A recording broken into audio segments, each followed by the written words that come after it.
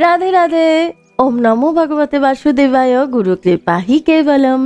श्री श्री गुरुदेवेर आशीर्वाद निये, श्री श्री राधारानीर आशीर्वाद निये आज श्रीमद् भागवत महापुराण थेके एकटी विशेष पर्व पढ़े शोनाচ্ছি।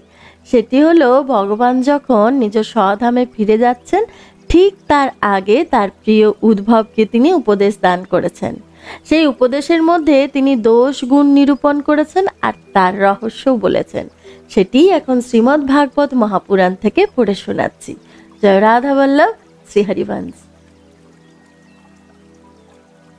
ভগবান শ্রীকৃষ্ণ বললেন, হে প্রিয় উদ্ভব, আমার প্রাপ্তির তিনটি উপায় আছে, ভক্তিযোগ, জ্ঞানযোগ আর কর্মযোগ।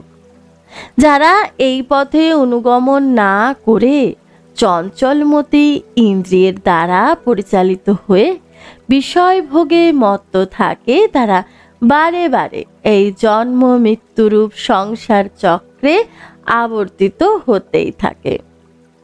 নিজ অধিকার অনুসারে ধর্মে সুদৃঢ় নিষ্ঠা ধারণী গুণ, অন্যথায় তার দোষ বলেই বিবেচিত হয়। এতএব দোষ গুণ বিচার অধিকার ভেদে হয়ে থাকে, বস্তু ভেদে কখনোই নয়। বাহ্য দৃষ্টিতে সকল বস্তুই সমরূপ বোধ হলেও তার সম্বন্ধে শুদ্ধাশুদ্ধি, দোষ গুণ, শুভাশুভ বিচার করা হয়। এই বিচার হওয়া যথাযথ, কারণ বস্তুর যথার্থ পর্যালোচনা একান্তই প্রয়োজন। বিবেচনাপূর্বক বস্তুর দোষ গুণাদির পর্যালোচনা করে স্বাভাবিক প্রবৃত্তিকে নিয়ন্ত্রণ করা আবশ্যক। এই বিচারের মূল্য হলো অপরিসীম।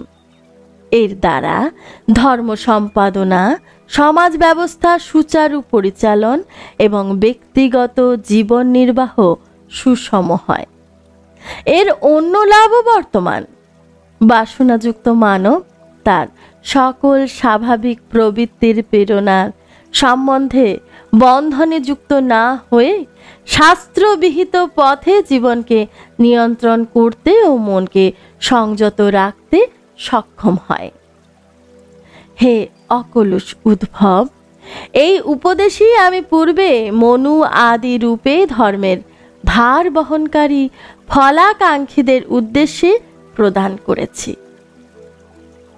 ব্রহ্মা থেকে পর্বত বৃক্ষ পর্যন্ত সমস্ত প্রাণীর মূল উপাদান পাঁচটি, যা হলো ক্ষিতি, অব, তেজ, মরুত, বোম। এই পঞ্চভূত রূপে এরা পরিচিত।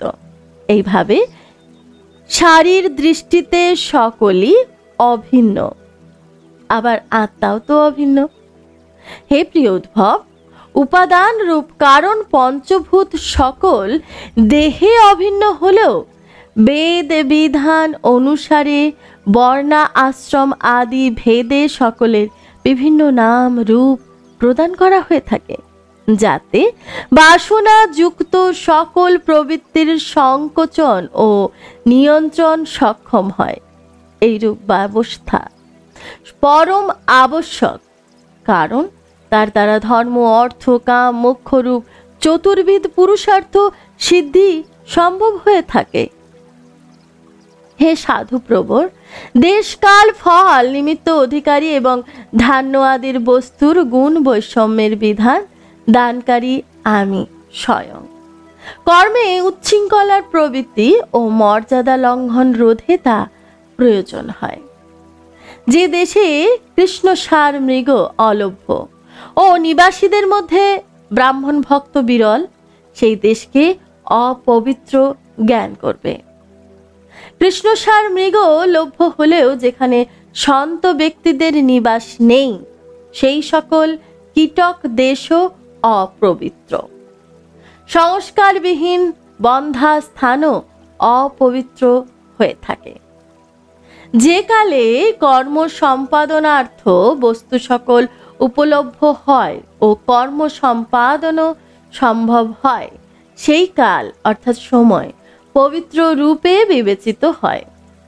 বস্তু সকল অলভ্য হওয়ায় স্বাভাবিক কারণে কর্ম সম্পাদন সম্ভব না হলে সেই কাল অপবিত্র রূপে গণ্য হয়।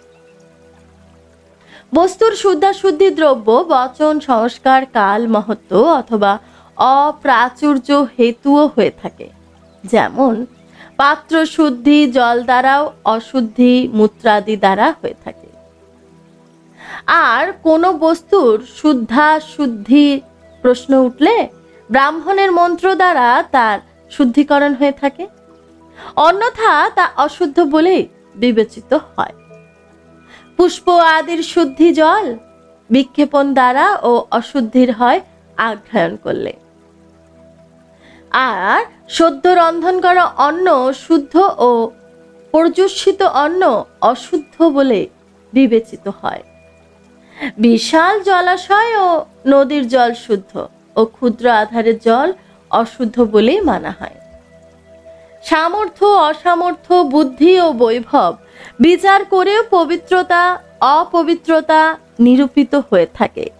তাতেও স্থান ও কর্ম সম্পাদনকারীর আয়ুর বিচার করে অশুদ্ধ দ্রব্য ব্যবহারে দোষ যথার্থ রূপে নিরূপিত হয়ে থাকে।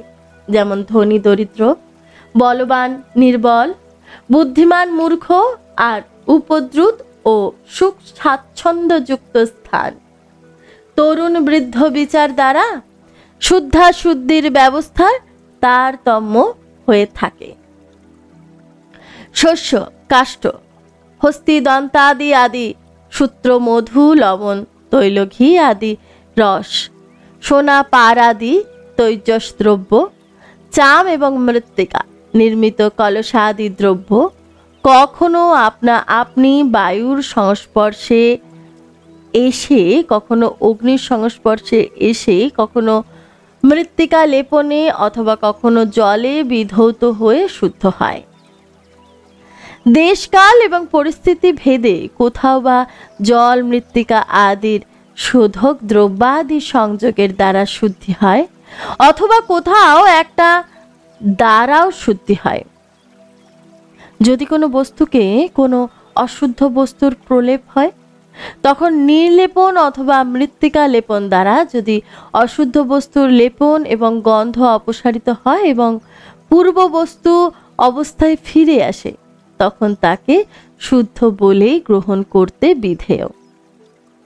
স্নান, দান, তপস্যা, বয়স, সামর্থ্য, সংস্কার, কর্ম এবং আমার স্মরণে যুক্ত হলে চিত্তশুদ্ধি হয়। এই চিত্তশুদ্ধিরই পরই ব্রাহ্মণ, ক্ষত্রিয়, বৈশ্যের বিহিত কর্ম করবার অধিকার লাভ হয়। গুরুর মুখে শুনে উত্তম রূপ ধারণ করলে মন্ত্রের এবং আমাকে সমর্পণ করলে কর্মের শুদ্ধি হয়। হে উদ্ভব, এইভাবে দেশ, কাল, পদার্থ, কর্তা, মন্ত্র এবং কর্ম এই ছয়টি শুদ্ধ হলে ধর্ম পালন হয়, অন্যথা অধর্ম হয়ে যায়। কোথাও কোথাও শাস্ত্রবিধি অনুসারে গুণ দোষ বলে গণ্য হয় এবং দোষ গুণ বলেও গণ্য হয়। যেমন ব্রাহ্মণদের জন্য ত্রিসন্ধ্যা বন্দনা, গায়ত্রী জপ গুণ, কিন্তু শূদ্রের জন্য তা দোষ। দুগ্ধা আদির ব্যবসায় বৈশ্যের জন্য বিহিত কর্ম, কিন্তু ব্রাহ্মণদের জন্য অতি নিষিদ্ধ রূপে চিহ্নিত। তাই একই বস্তুর কারোর পক্ষে গুণসম্পন্ন আবার কারো পক্ষে দোষযুক্ত হওয়া দোষ গুণ বিচারের যৌক্তিকতাকে খণ্ডন করে। অতএব এই দোষ গুণের ভেদাভেদ কল্পনা প্রসূত। অধঃপতিত পতিতবৎ আচরণ করলে তার পাপ হওয়ার প্রশ্ন নেই। সেই আচরণই যদি শ্রেষ্ঠ পুরুষের জন্য সর্বতোভাবেই আবার পরিত্যাজ্য। গৃহস্থের পক্ষে পত্নী সঙ্গ স্বাভাবিক বলেই তা পাপের কারণ হয় না, তাই আবার সন্ন্যাসীর জন্য ঘোরতর পাপ বলেই পরিগণিত হয়। হে উদ্ভব, আসলে ভূমিত শায়িত ব্যক্তি কোথায় পড়ে যাবে, ঠিক তেমন ভাবে অধঃপতিত ব্যক্তির আরো পতনও কি হবে।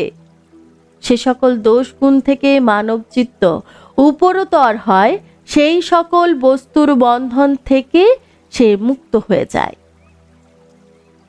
এই নিবৃত্তি ধর্মই মানুষের পক্ষে পরম কল্যাণকর, কারণ তা শোক, মোহ ও ভয় নিবারণকারী। হে উদ্ভব, বিষয়সমূহে গুণ আরোপিত হলেই সেই বস্তুর ওপর আসক্তি আসে, আর আসক্তি জন্মালেই সেটির প্রতি কামনার উদ্রেক হয়, এবং কামনা পূর্তিতে বাধা এলে তা কলহের সূত্রপাত ঘটায়।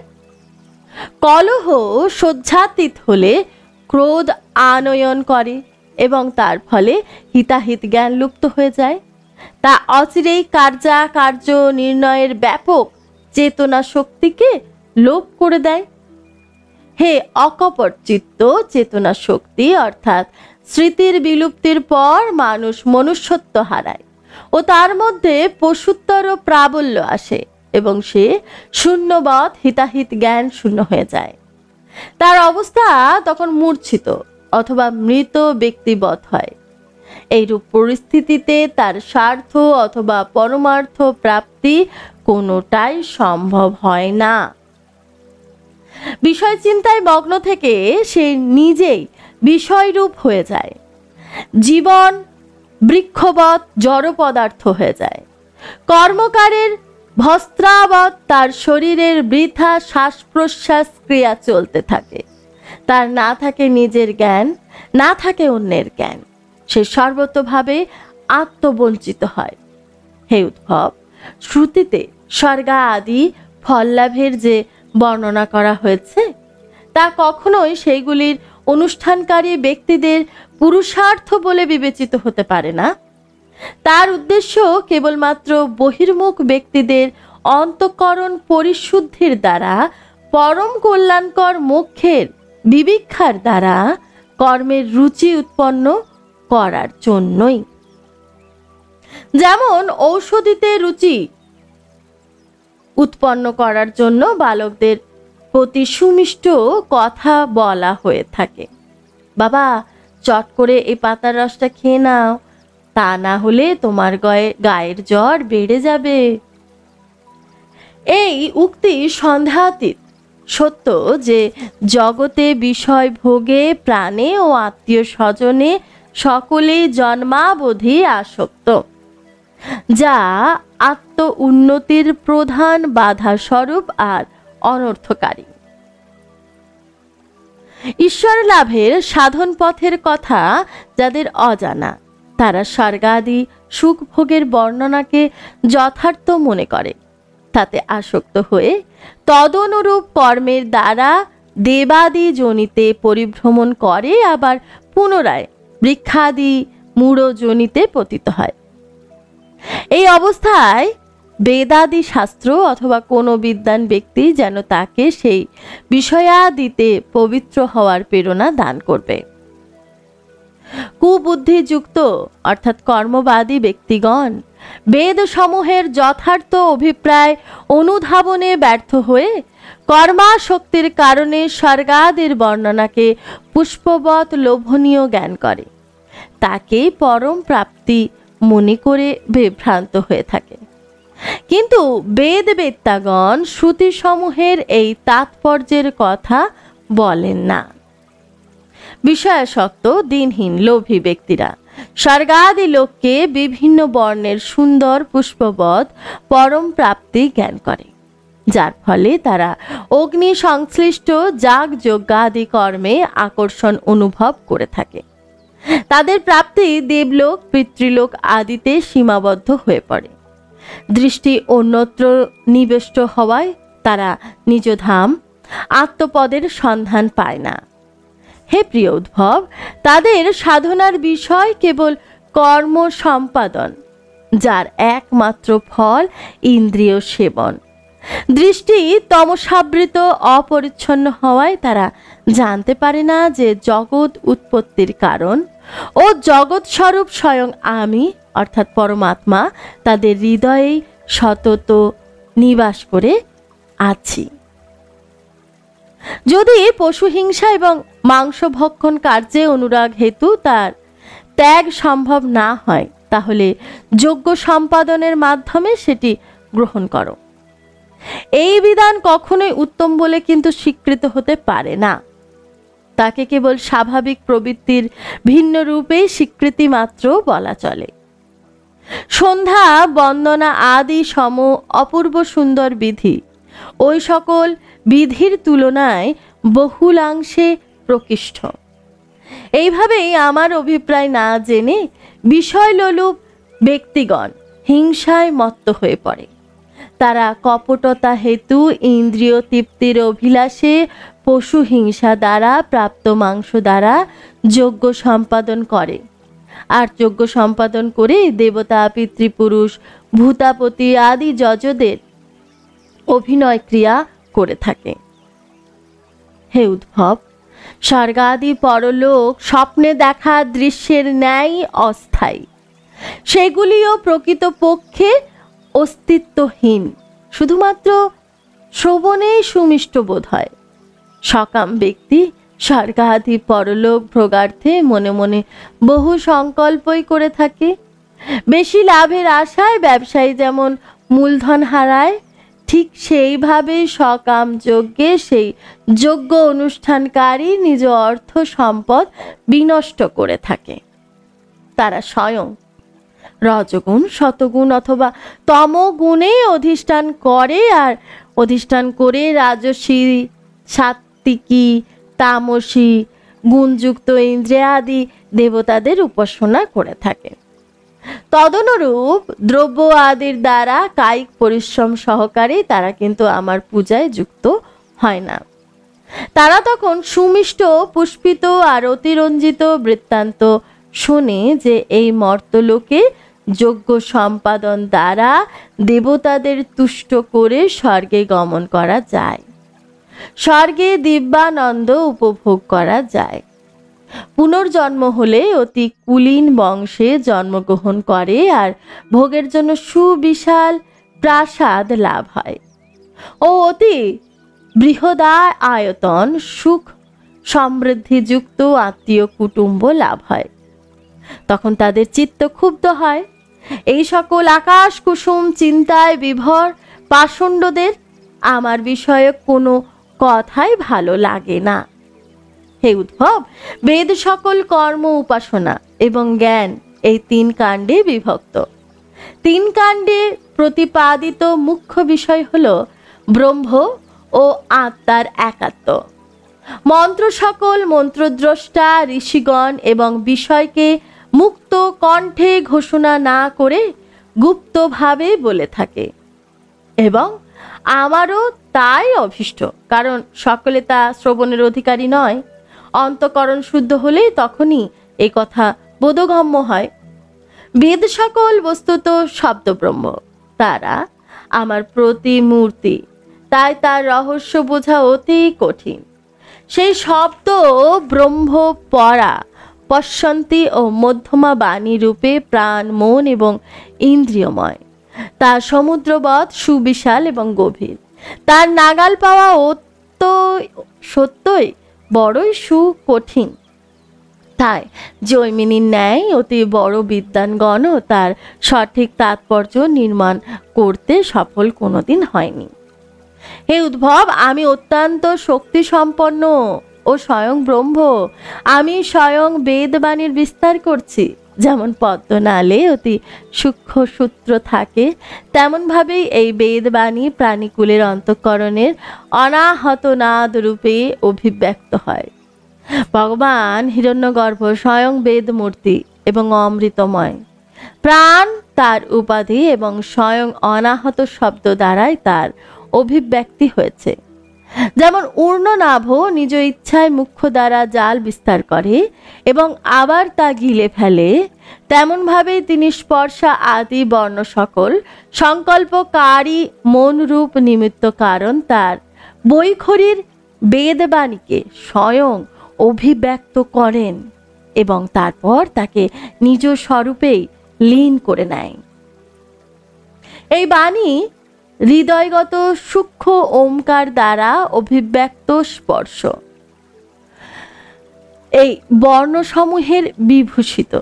ক থেকে ম পর্যন্ত 25টি, আর স্বরবর্ণ অ থেকে ও পর্যন্ত লি, আর উষ্মবর্ণ হল তালিবস্য, দন্তস্য, হ, মূর্ধন্যস্য এবং অন্তস্থ জ, বরিগেজ্য, র, ল, ব।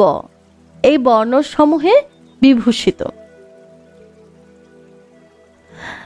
যাতে এমন ছন্দ বর্তমান তাতে চতুর্বর্ণের উত্তর বৃদ্ধি হতেই থাকে, যা বিচিত্র ভাষারূপে বিস্তৃত লাভ করে।